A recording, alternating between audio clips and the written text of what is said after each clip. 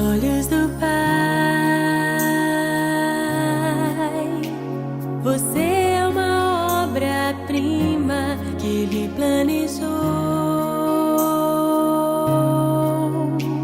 Com suas próprias mãos pintou a cor de sua pele,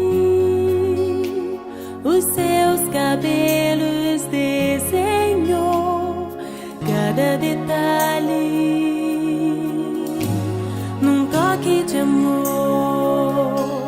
aos olhos do Pai. Você é uma obra-prima que Ele planejou. Com suas próprias mãos pintou a cor de sua pele,